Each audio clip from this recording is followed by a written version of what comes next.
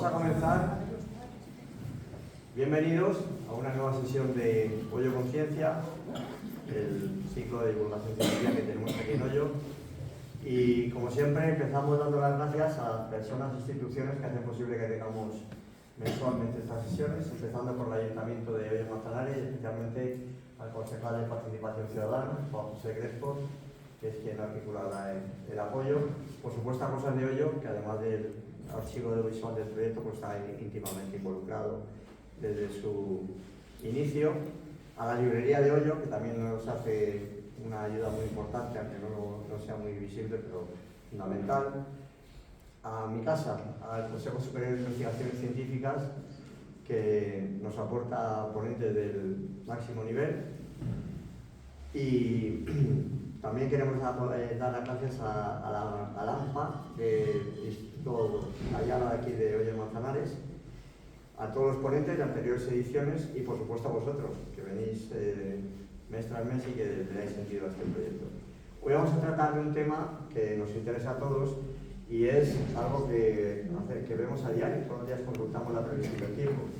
Y hoy nos van a ilustrar sobre cómo se hacen esas predicciones. Y para eso tenemos la suerte de contar con Ernesto Rodríguez Camino, que es físico y ha desarrollado toda su carrera profesional en la EMET. Ha trabajado en Estados Unidos en la Universidad de Radcliffe en Nueva Jersey y en varios países de Europa, especialmente los países nórdicos, donde tienen una tecnología de predicción del clima muy avanzada. Y ha sido representante español en los foros internacionales más importantes sobre el clima, así que es un lujo contar con él hoy. Así que simplemente muchísimas gracias por venir a este pequeño pueblo que desde hoy es el tuyo y cuando quieras, Ernesto. Muy bien.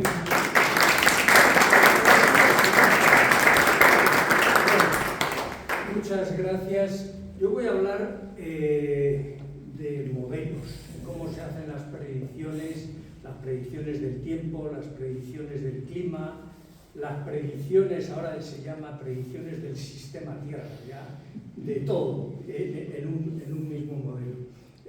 Yo desde que entré en meteorología, salvo una pequeña etapa inicial que me dediqué a trabajar en un aeropuerto de observador, he estado prácticamente toda mi vida trabajando con modelos que es la herramienta que tenemos para hacer predicciones.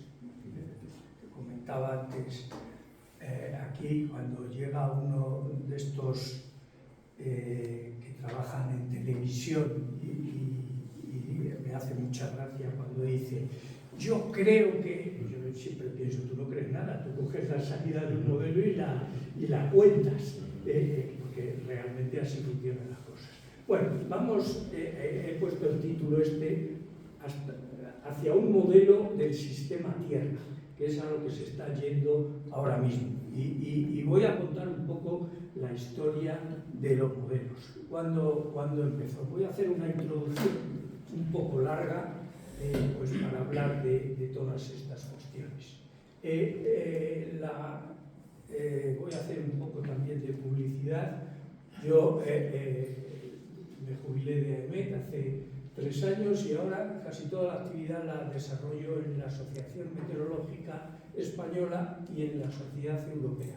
Allí hay mucha información de divulgación. Si entráis en Google, ponéis Asociación Meteorológica Española, hay muchos vídeos, revistas, mucha información. Entonces se puede mirar muchas cosas.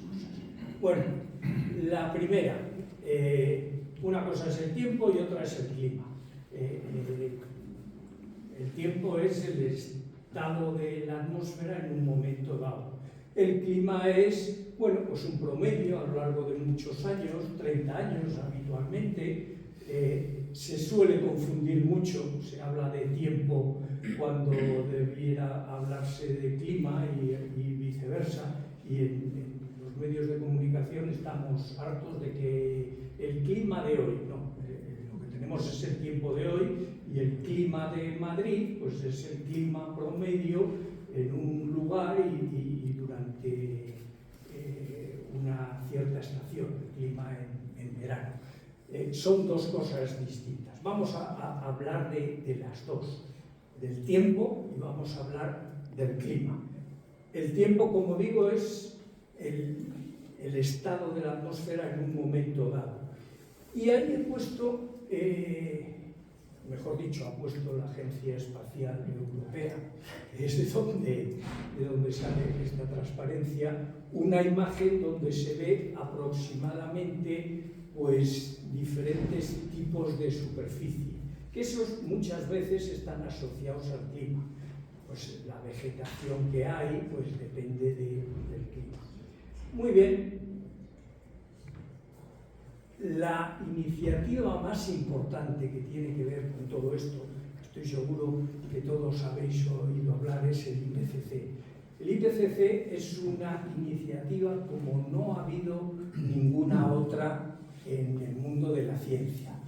El IPCC, cuando se vio que el clima era algo muy relevante y que podía afectarnos muy seriamente, la Organización de las Naciones Unidas creó una iniciativa, que es el Panel Intergubernamental de Cambio Climático, para evaluar el estado del clima y para generar información de hacia dónde vamos, qué impactos tenemos, recomendaciones, información para los que tienen que tomar decisiones. En ningún otro campo de la ciencia ha habido una iniciativa tan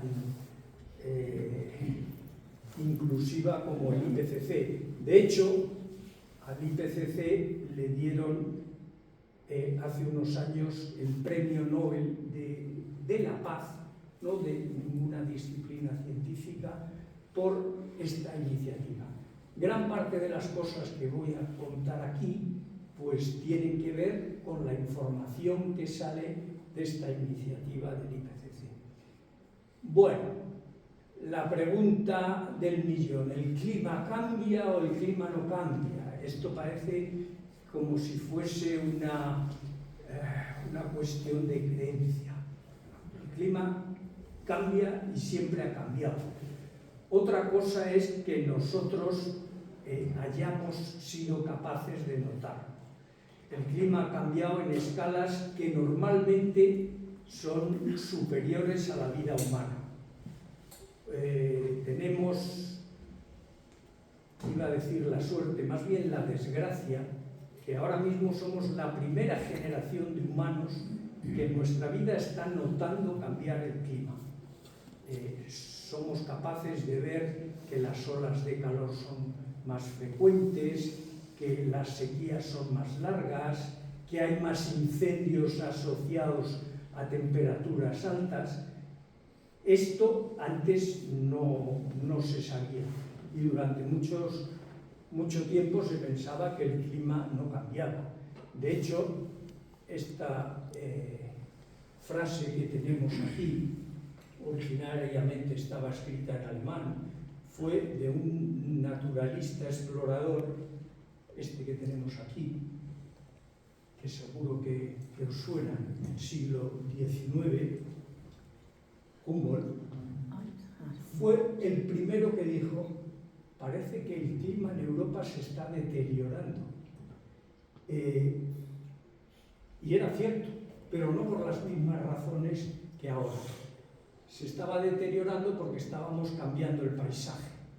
Nos cargábamos los bosques, desviábamos los ríos, secábamos zonas pantanosas y el clima cambiaba. Pero este fue el primero que empezó a notar todo este tipo de cosas. Pero estaba en el ambiente. Y uno que estaba muy preocupado por las cuestiones climáticas y meteorológicas, y de hecho durante toda su vida, incluso estando en activo, una de las cosas que hacía era tomar medidas. Y era este señor que tenemos aquí, el tercer presidente de Estados Unidos. Persona preocupada por la ciencia, persona preocupada por el clima y hablaba de cambios que estaba observando también en su zona. Era muy amigo y hay toda una correspondencia muy grande entre Thomas Jefferson y Humboldt. Qué diferencia, ¿eh? Entre este y el actual. Bueno, esta es el clima. Todo al final procede de la energía que viene del Sol. La energía que viene del Sol, aquí viene perpendicularmente, aquí viene de forma oblicua, aquí hay más calentamiento, aquí hay menos calentamiento, todo eso es conocido. Y esto, cuando tenemos un calentamiento distinto, pues ¿qué es lo que pasa? Se establece una circulación para homogeneizar. Bueno, pues esto es el mismo mecanismo de las brisas, solo que en escala mucho más grande. La Tierra además gira, con lo cual esta circulación se rompe y al romperse pues se tiene diferentes células y además nos define un poco pues la circulación de los alisios, los vientos del oeste que nos traen las borrascas. Todo esto nos define el clima de las diferentes zonas. Y todo esto es consecuencia del calentamiento diferencial y del hecho de que la Tierra está rotando. Esto se sabía desde hace mucho tiempo. Tanto tiempo como que permitió hacer el viaje todas las grandes exploraciones. Colón se fue con estos vientos, no desde Europa, con estos vientos, y tuvo que subir hacia el norte para volver con estos otros vientos. Y esto a base de preguntar a los habitantes originales. Lo mismo pasó con los portugueses.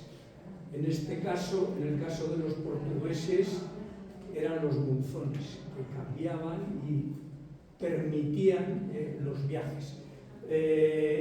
Las grandes épocas de las exploraciones están asociados al conocimiento de los vientos y al conocimiento de la circulación general atmosférica. Todo esto era empírico. Hace 35 años, cuando se creó el IPCC, se vio que la temperatura empezó a subir pues con el siglo XX, más o menos se mantuvo en los años de la guerra y la posguerra, y en los años 70 empezó a subir, y eso fue la consecuencia de que se empezasen a preocupar. Estoy hablando de hace 35 años.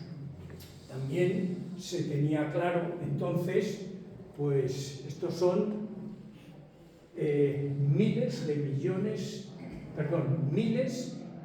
decenas de miles de años, no millones. Luego iremos a millones.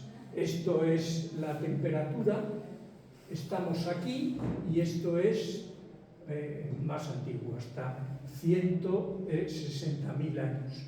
Esto es un periodo glacial, un periodo interglacial, y este es el interglacial del que estamos ahora. Y esto se sabe y se sabía desde hace tiempo. Y esto empezó a saberse hace 189 millones de años. 189 años.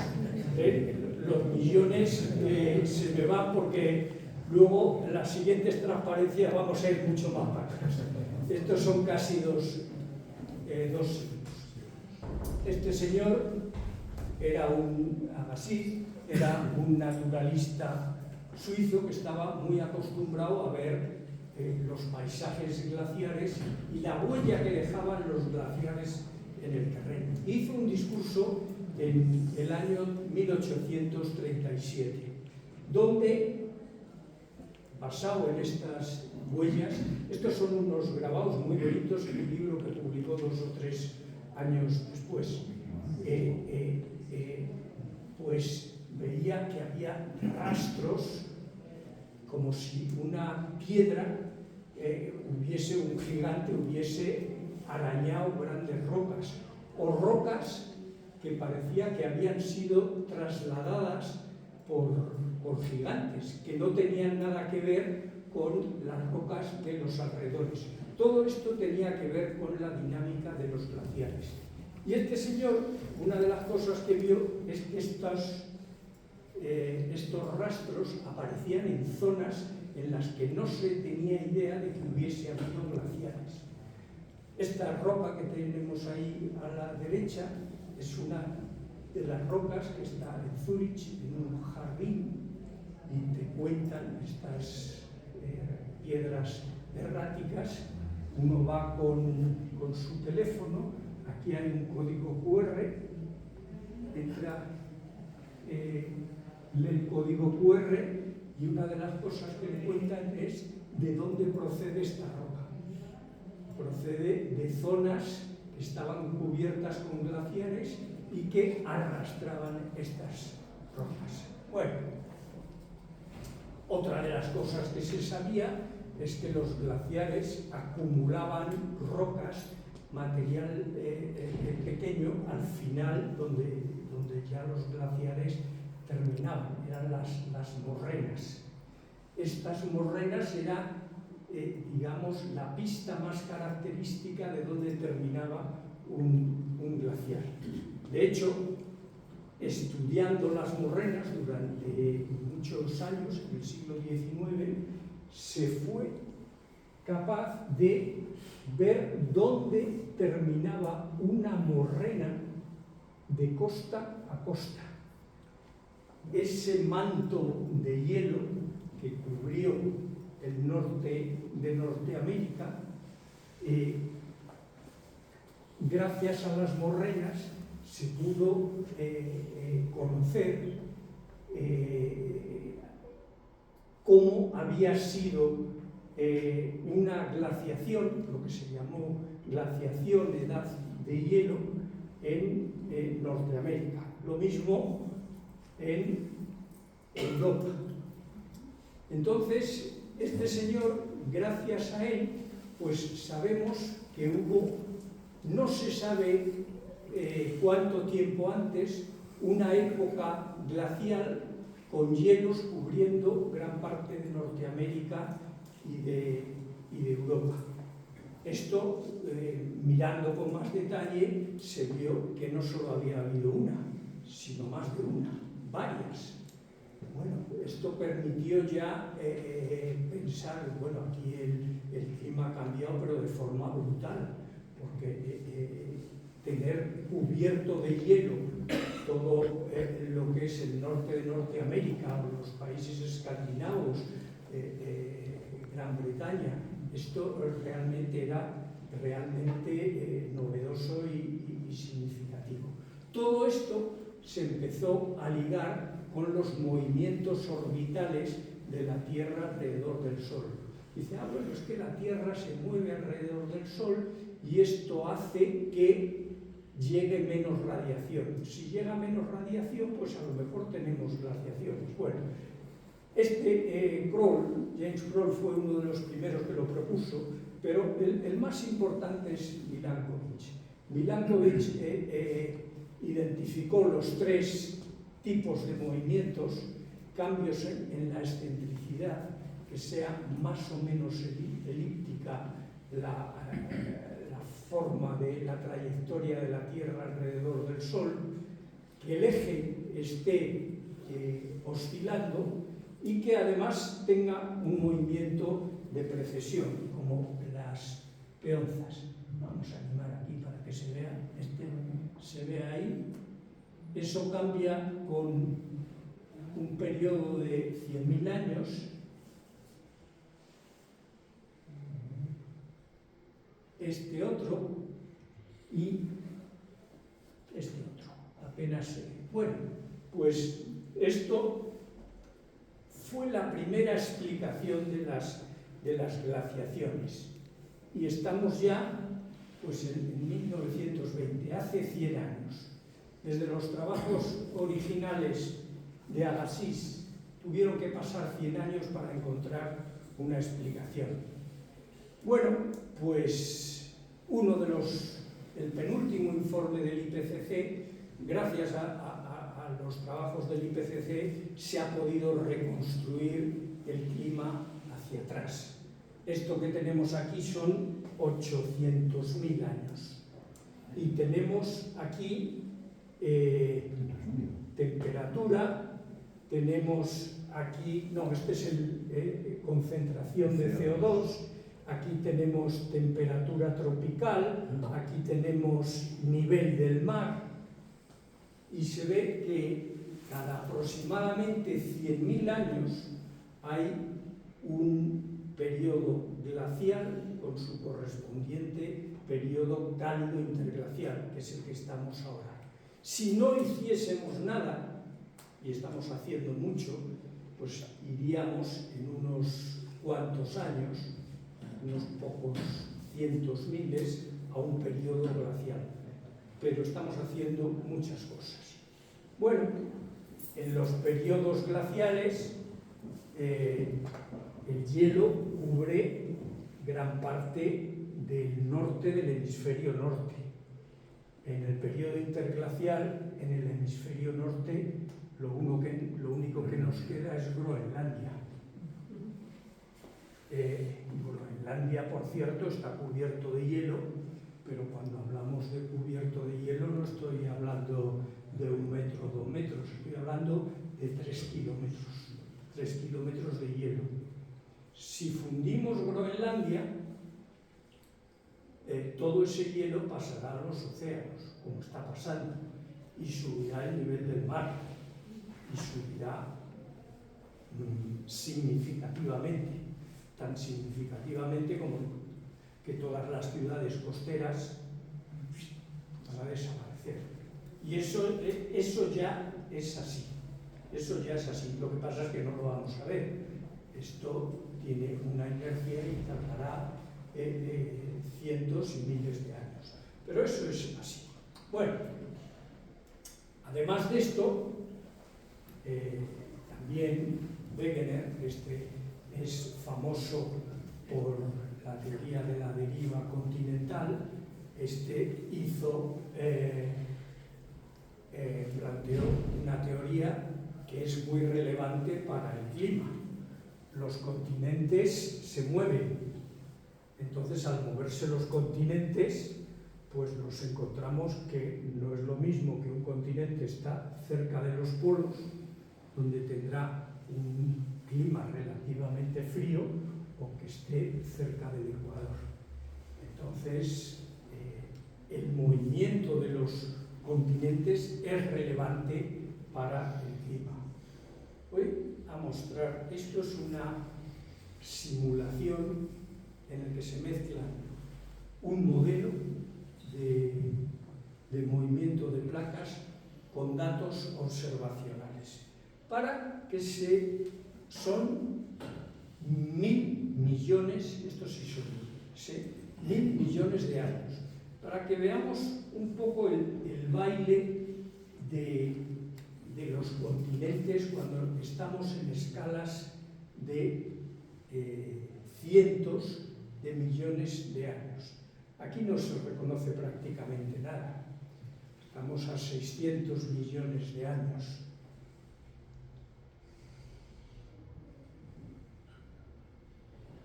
Ya cuando llegamos a 100 millones de años empiezan a reconocerse cosas. 200. Esto es la India, que está muy cerca de... Se hace toda una excursión para incrustarse en Asia. Esto es absolutamente relevante para el clima en estas escalas temporales. ¿Qué más cosas hay relevantes para el clima? Pues la actividad solar.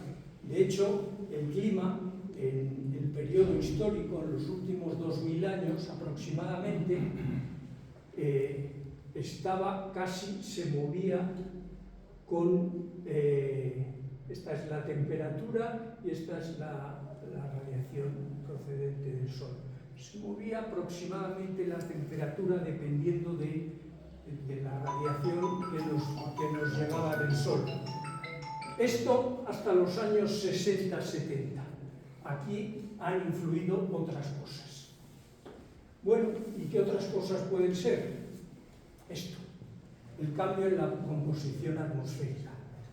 Esto es la concentración de CO2 en Mauna Loa, en Hawái, desde mediados del siglo XX.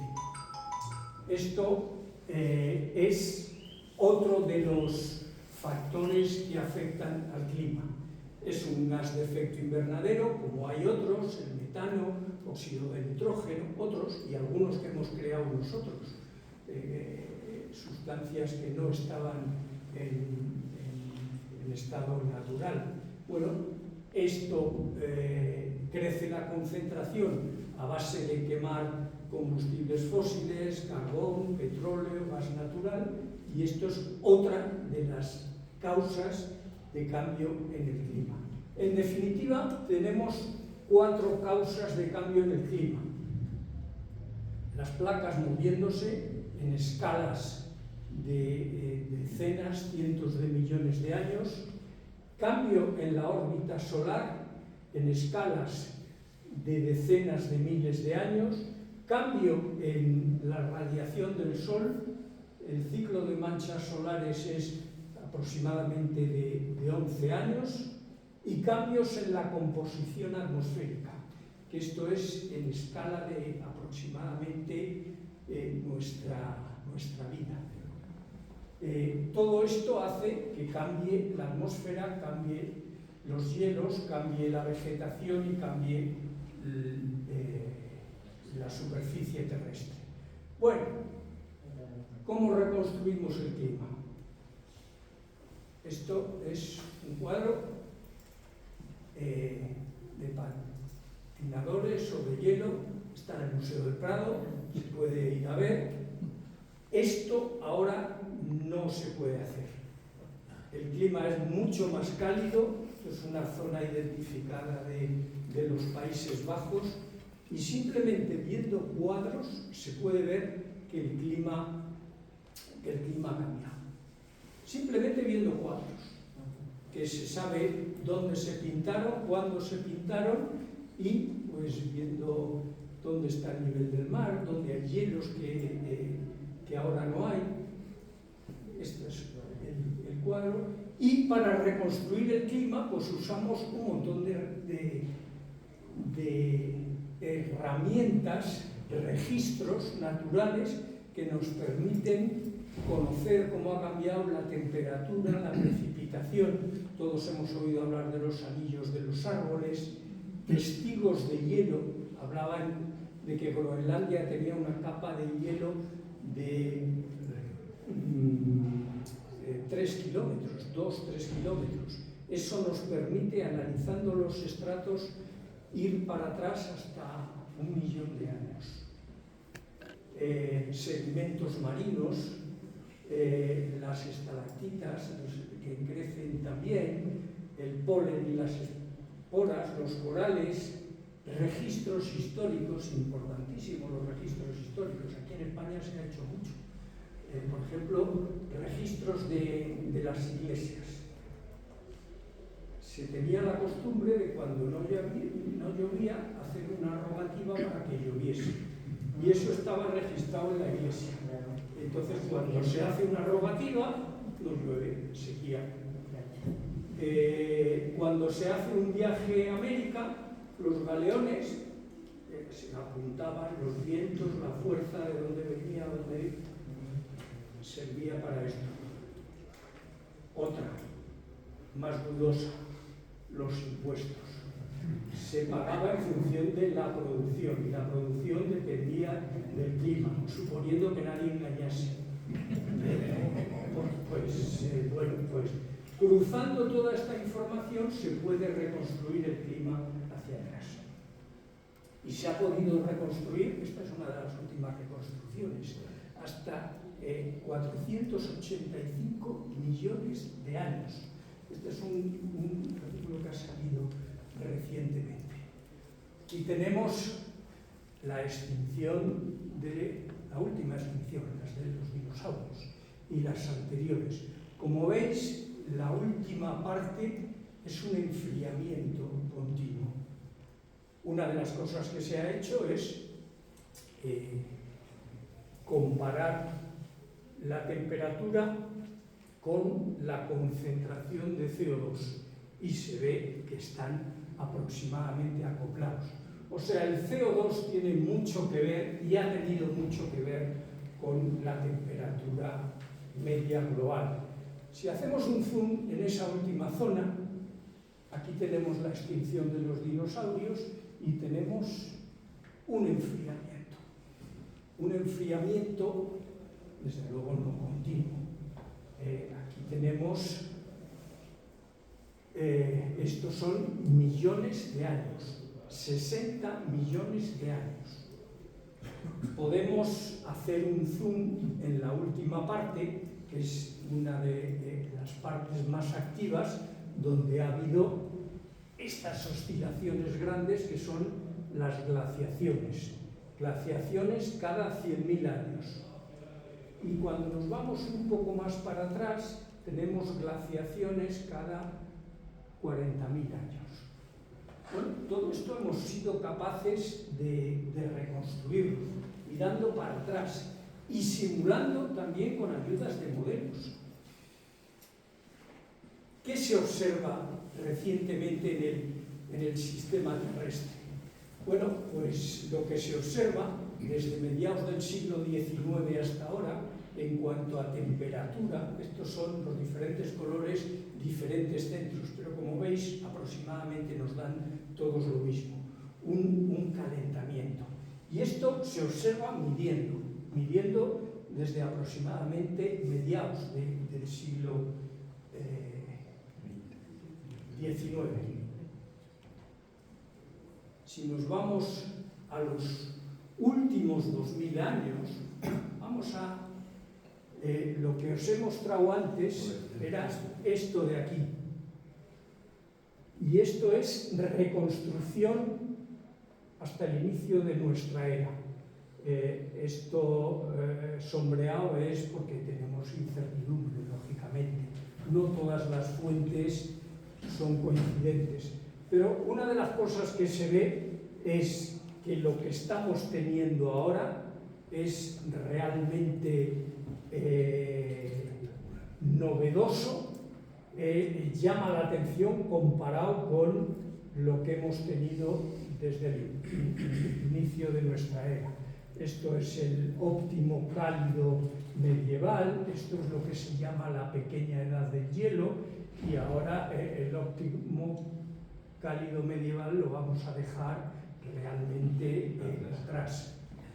Bueno, esto es la idea de cómo ha cambiado la temperatura en los últimos 2000 años.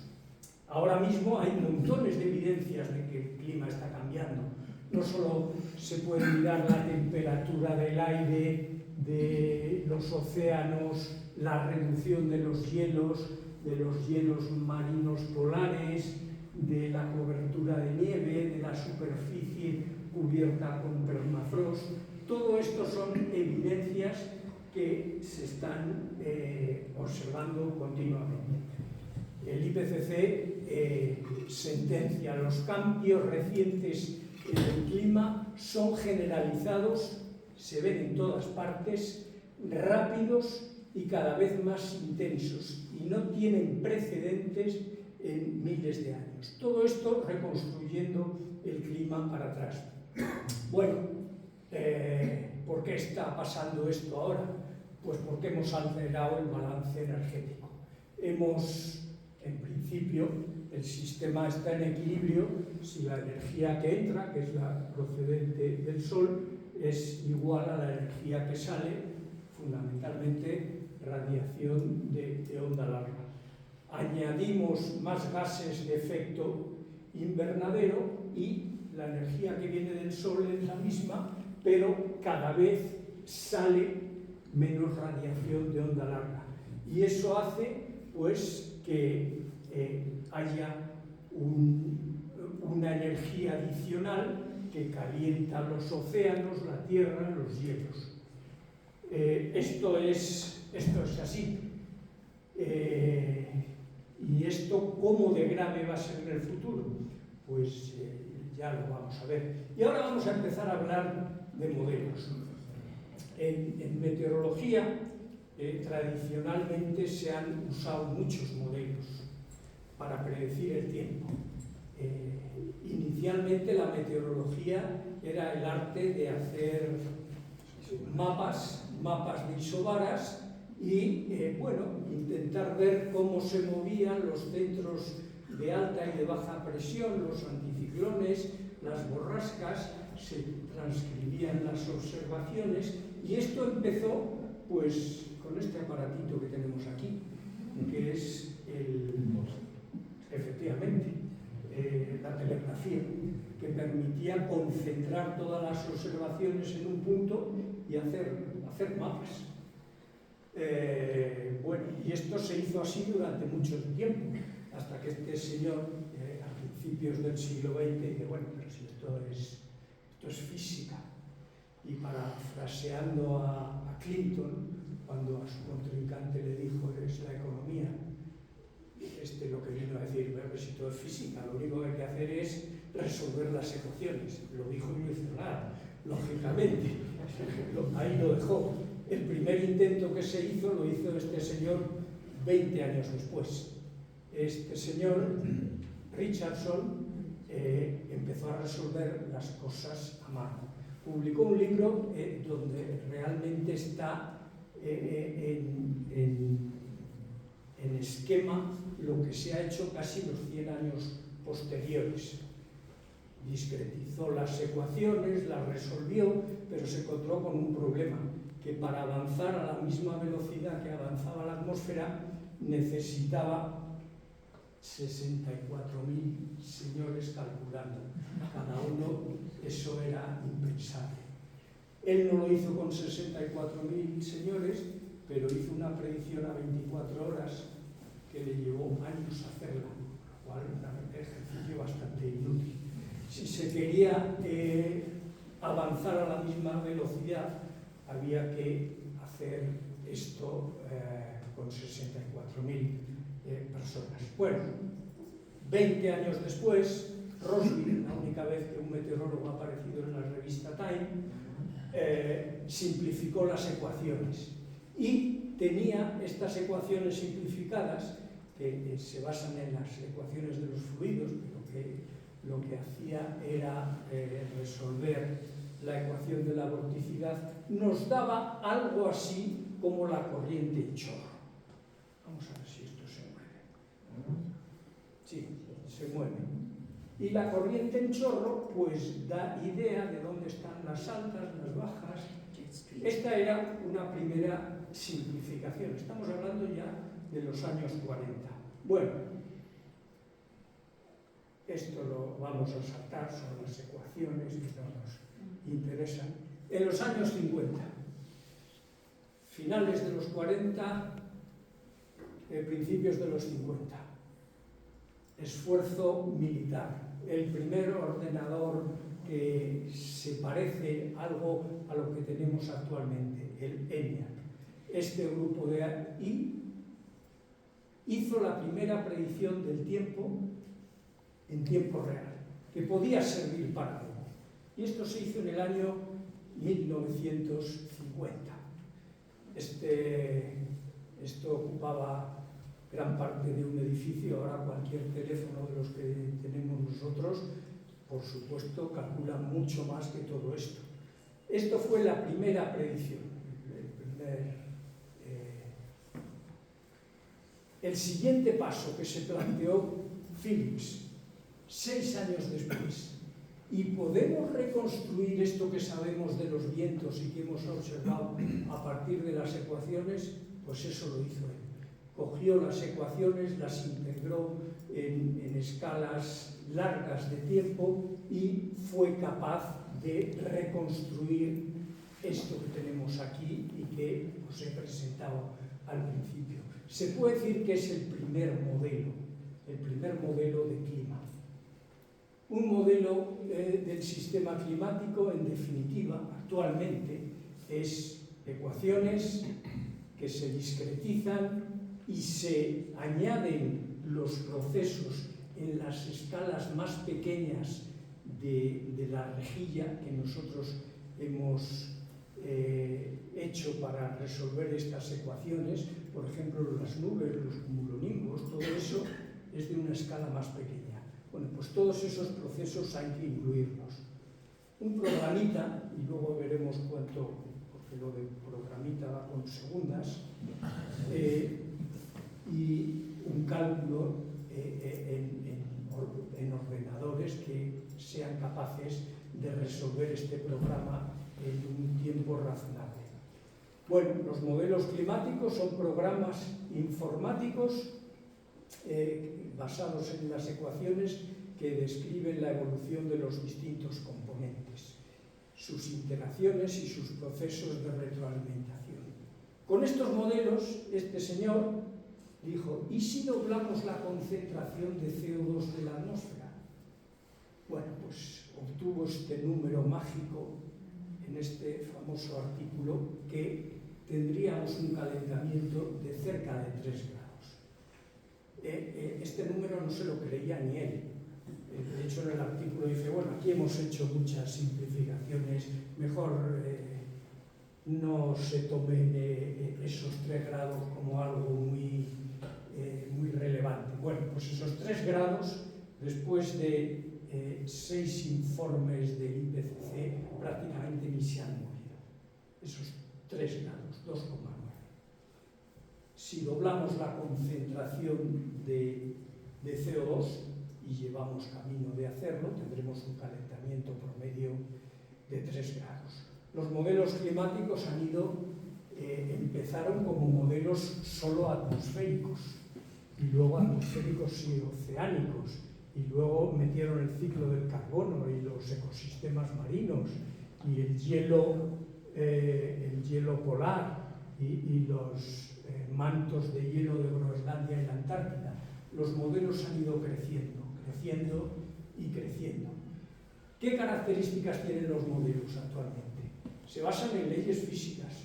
Son capaces de simular climas pasados y presentes. Esto está desde el año aproximadamente 1000 hasta la actualidad. Esta es la famosa curva de palo de hockey. Cuando se restringen al componente puramente atmosférico, son la base de la meteorología operativa, con lo cual les estamos evaluando continuamente. Además, permiten investigar los mecanismos que hay en la atmósfera. Yo tengo un modelo, estos son las observaciones, esto que hay por detrás son las simulaciones, y puedo quitar de la atmósfera todo el CO2 que hemos incluido en la atmósfera desde el inicio de la revolución industrial. Y entonces esto iría por aquí abajo. Los modelos permiten hacer experimentos y buscar causas del cambio climático. Bueno, esto nos permite establecer la influencia humana, y fundamentalmente la influencia humana es la quema de combustibles fósiles. Paso rápidamente. El sistema es un sistema caótico, con lo cual, cuando se hacen predicciones, no se hace una sola, se hacen 20, 50, 100, 200, y esto se hace para el corto plazo, para el clima, para 100 años, o para hacer una predicción estacional, para la siguiente estación. Lo que pasa es que cuando nosotros lo vemos en la televisión, se cuenta una, pero hay muchas. Cuando divergen mucho, hay mucha incertidumbre. Bueno, es algo así como tener una predicción probabilística. Esto es un pinball. Realmente el que nosotros cambiemos ligeramente las condiciones iniciales hace que la bola venga por aquí o por aquí. Realmente es muy difícil saber, porque el sistema es altamente caótico, saber a dónde va a ir. Pero si lanzamos muchas bolas, podemos tener una idea de la distribución. Esto es similar a lo que se hace en clima. Si nosotros tenemos una distribución de precipitación como esta y aplicamos al sistema una influencia externa, y una influencia externa puede ser, en el caso del Big Bang, girarlo un poco, y en el caso de la atmósfera, pues aumentar los gases de efecto invernadero, pues tenemos un cambio en la distribución. Esto se hace continuamente, pero cuanto más se ve en los medios de comunicación es cuando hay un ciclón tropical, que se ve que hay muchas trayectorias. Son las diferentes simulaciones que se hacen y nos permite, pues, estimar el rango de zonas que tenemos que movilizar. Bueno, por todo esto, este es el que hizo lo de los 3 grados, este es otro personaje que no he hablado de él, pero investigó en las causas del actual cambio climático. Dieron a estos señores en el año 2021 el premio Nobel. Bueno, el modelo del Centro Europeo, que es uno de los mejores. ¿Cuántas líneas de código tiene? Pues tiene del orden entre 1 y 2 millones de líneas de código. Un modelo climático tiene del orden de 5 millones de líneas de código, que estos son aproximadamente páginas, volúmenes. Esto es lo que ocupa un modelo climático. Cualquiera que trabaje en clima, lo más que puede aspirar es a codificar unas cuantas páginas de todo esto. Con lo cual, estos son tareas de mucha gente, grandísimos equipos. Los modelos se desarrollan en muchos años y colaborando muchos países. Hay modelos de diferente complejidad. Yo estaba hablando de estos de aquí, que son los más complejos, pero hay muchos de ellos. Bueno, ¿qué pasó hace 3 años? La emergencia de la inteligencia artificial, técnicas de machine learning. Esto supuso dentro del mundo de la meteorología un cataclismo. Llevábamos 100 años resolviendo las ecuaciones y nos encontramos con que las grandes tecnológicas, Huawei, Google, Nvidia, empezaran a hacer predicciones y que tenían una calidad similar. Este es el sistema tradicional, ecuaciones que se discretizan y se resuelven, tener algoritmos basados en machine learning, redes neuronales, aprendizaje de patrones, eso es lo que realmente lleva más tiempo, y al final se puede hacer una predicción muy rápida y de calidad similar. Ahora mismo los grupos que están trabajando en modelos están rehaciendo toda su actividad. La inteligencia artificial reduce drásticamente el coste computacional una vez que el modelo ha sido entrenado. Lo que lleva mucho tiempo es entrenarlo, pero una vez que lo has entrenado, eso va como una moto. De hecho, lo que se plantea es distribuir las condiciones iniciales y el modelo convenientemente entrenado para evitar flujo de grandes cantidades de información. Ahora mismo lo que se está es en los modelos híbridos. Híbridos, estoy hablando fundamentalmente en modelos operativos. En investigación esto todavía la física nos permite explicar las cosas, entender las cosas. Las redes neuronales malamente. Bueno, pues ¿dónde estamos ahora? En esta cosa que se llama un gemelo digital de la Tierra. Y hay un proyecto europeo de generar un gemelo digital de la Tierra, donde se hacen simulaciones globales, en sitios críticos se anidan modelos con muy alta resolución y se hace un zoom a nivel local donde podremos saber qué partes se nos inundan o cuáles no. Esto ahora mismo, cuando pasó lo de Valencia, esto no existía, y todavía existe.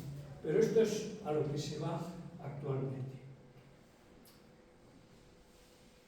Esto que tenemos aquí es una simulación y lo otro es una observación. Son indistinguibles ahora mismo. Imagen de satélite simulada, imagen de satélite observada. Bueno, pues estamos yendo a unos niveles que a mí me gusta recordar el cuento este de Borges, que seguro que más de uno lo conoce, del rigor de la ciencia. Dice, en aquel imperio el arte de la cartografía llegó a tal perfección que el mapa de una provincia ocupaba toda una provincia. Queríamos tener algo que fuese exactamente igual, un mapa que fuese exactamente igual que la realidad.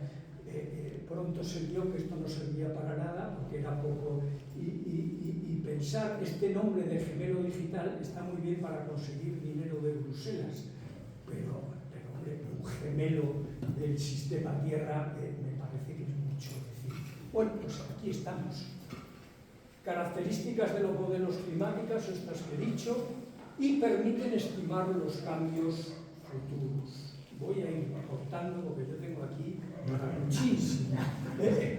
He contado aquí los modelos nos permiten estimar cambios futuros en el clima y ver hacia dónde vamos, con diferentes escenarios de emisiones, imaginando diferentes mundos. Un mundo muy verde en el que emitimos poco, un mundo en el que emitimos mucho. Bueno, y podemos ver pues emisiones, podemos ver cómo pueden ir las temperaturas, todo esto nos lo dan los modelos. Podemos ver cómo va a ser la distribución de precipitación a la derecha a nivel global. La mala noticia es que sobre nuestra zona vamos a tener menos precipitación, los colores ocres son de menos precipitación. Todo esto son productos de los modelos. El nivel del mar, crece poco el nivel del mar, no mucho más allá de 1 metro, pero va a ir creciendo por esa inercia que tiene. De hecho, si nos vamos al año 2300, pues podemos llegar a tener 7 metros. 7 metros es todas las ciudades costeras fuera. Diferencias regionales en zonas en las que aumentará la sequía. Esta gráfica me gusta mucho porque nos pone lo que se calienta la Tierra y una vida humana. Lo que decía al principio, somos la primera generación que puede ver el cambio climático desde que nacemos hasta que morimos. Bueno, hay muchos bucles de retroalimentación. Esta me gusta mucho y la voy a poner rápidamente. Nos ha costado 60 millones de años llegar a donde estamos ahora. Y es posible que en 300 años hagamos el recorrido inverso.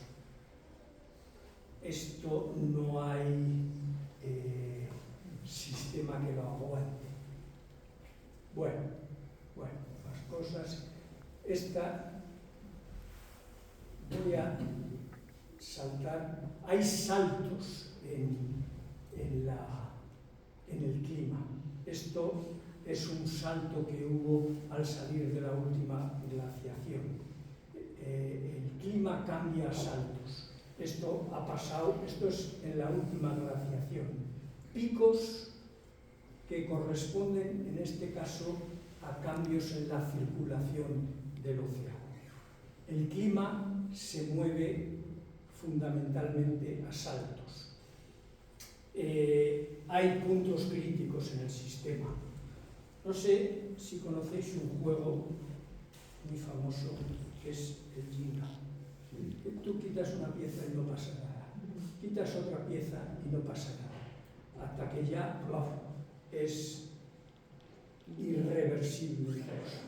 El clima funciona así. No pasa nada, no vemos nada, parece que el calentamiento es pequeño y luego tenemos cambios brutales. Algunas de estas partes críticas del sistema se inestabilizan dependiendo de cuánto calentemos el sistema Tierra. Bueno, todo esto lo paso porque hay mucho. Resumen. No voy a ir al resumen, voy a ir a las reflexiones finales. El clima ha cambiado, siempre ha estado cambiando. La diferencia es que ahora lo cambiamos nosotros. Estamos cambiándolo a la velocidad que quemamos combustibles fósiles. Entonces, cambios de decenas, centenas de millones de años los estamos haciendo en decenas de años. Los modelos son herramientas útiles, las más útiles que tenemos. Os he contado un poco de la historia de los modelos, dónde estamos ahora mismo con los métodos basados en Machine Learning. Son herramientas útiles, pero que no lo ven todo. Utopía de esto que se llama gemelos digitales o el cuento de Borges, nos queda todavía mucho. Esto no lo he contado, pero necesitamos limitar el calentamiento a 1,5 grados o 2 grados. Estamos ahora mismo con 1,4. O sea, y subiendo porque las emisiones no paran de crecer. Hipotecas ambientales y recursos para las siguientes generaciones. Esto no lo he contado porque el tiempo es escaso. Esto sí que es muy importante. Las decisiones que se tomen en estos pocos próximos años tendrán efecto en los próximos siglos, milenios, por la inercia del sistema climático. Y algunos recorridos serán irreversibles. Acordaos de esta. No hay un planeta B, pero sí hay una economía B, una energía, una economía. Ahora lo único que nos importa es la economía, pero no para respetar el planeta. Y con esto termino.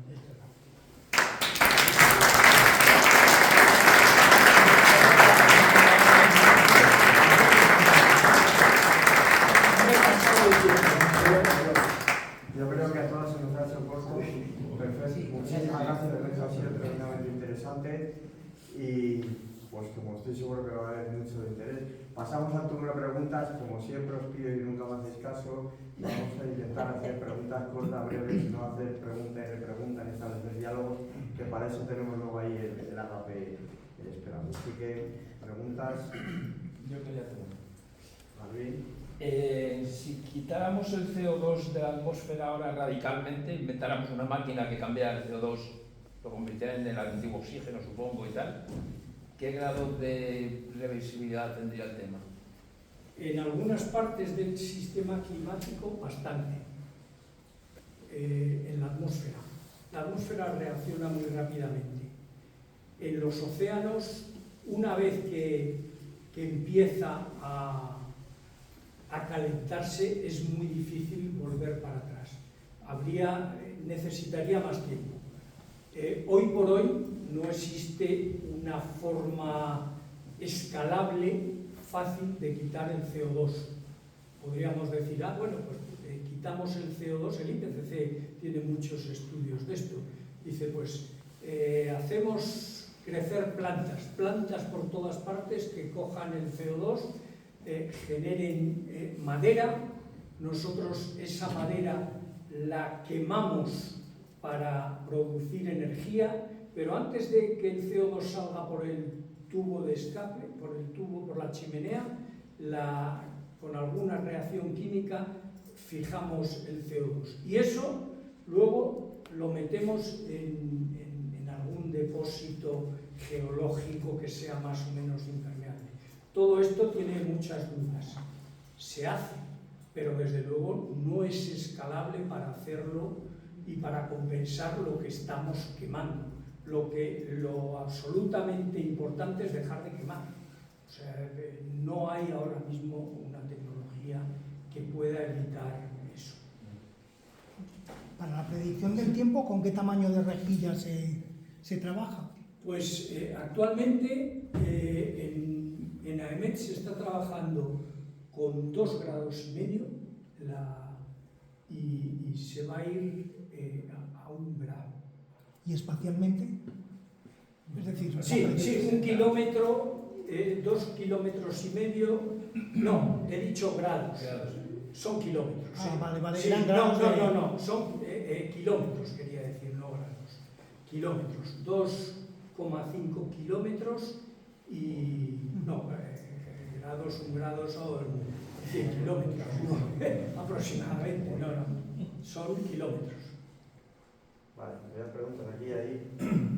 ¿Qué porcentaje, si es que lo hay, de contaminación pueden producir el efecto volcánico de los volcanes que continuamente están mandando porquería para arriba? Sí, eso es muy interesante porque los volcanes lo que hacen fundamentalmente es lanzar aerosoles y los aerosoles se quedan flotando, también CO2 y también gases de efecto invernadero, pero sobre todo aerosoles.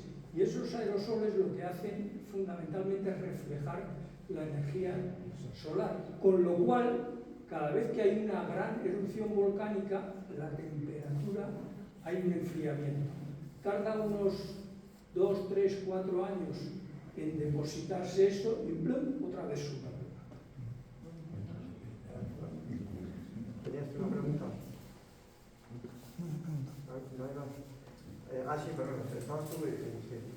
Sí, antes decía que hemos tardado 60.000 años para llegar... 60 millones de años para llegar a donde estamos. Sí. Y en 300 podríamos volver al punto de partida. ¿Cuál es ese punto de inicio? ¿A qué se refiere concretamente? Bueno, he dicho 60 porque era la gráfica que teníamos ahí. Podemos decir la extinción de los dinosaurios, por poner, que no son 60, son 66. Todo esto es aproximado. Los dinosaurios vivieron en una tierra muy caliente, con temperaturas altas, gran humedad, vegetación exuberante. Entonces podemos llegar a volver a eso. Sí, has pasado un poco rápido por los tipping points. Sí, pero es un poco de las cosas que más miedo dan, ¿no? Que aparte este aumento constante que va, que es gradual, ¿no? Y que de alguna forma permite dar una cierta capacidad de adaptación, ¿no? a los cambios. Los tipping points pueden ser mucho más radicales y hacen mucho más difícil adaptarse. De los más probables, porque has mostrado un mapa que de hecho he buscado rápido en internet, ya lo tengo, muy interesante, de algunos tipping points más probables, menos probables. De los más probables, ¿cuál crees que es el que podría tener un impacto más significativo en las sociedades? Más probables es lo que se estima que a un cierto grado de calentamiento inestabilicen. pues se habla de la fusión del hielo ártico, se habla de la fusión del permafrost, que eso, entre otras cosas, liberaría gran cantidad de gases de efecto invernadero que están ahí, digamos, quietos y inmovilizados por el hielo. Se habla también de cambio de régimen de precipitación en el Amazonas. Ese cambio de régimen puede dar lugar a un colapso del Amazonas que retiene una gran cantidad de CO2 en forma de madera. Entonces, esos son algunos de los... En ese gráfico que está actualizado continuamente, hay una página web donde se actualiza continuamente y se afinan un poco todos estos límites. Lo de los tipping points es realmente esencial conocerlos, y ahí hacen aguas los modelos. Los modelos, no hay acuerdo entre ellos, no contemplan los procesos que intervienen en los tipping points. ¿Alguna otra pregunta? Bueno, pues si no es así, ahora vamos a pasar a la segunda parte, al acto social, donde podéis interaccionar con el resto ya más detalladamente. Os pido por favor lo dejáis comer algo.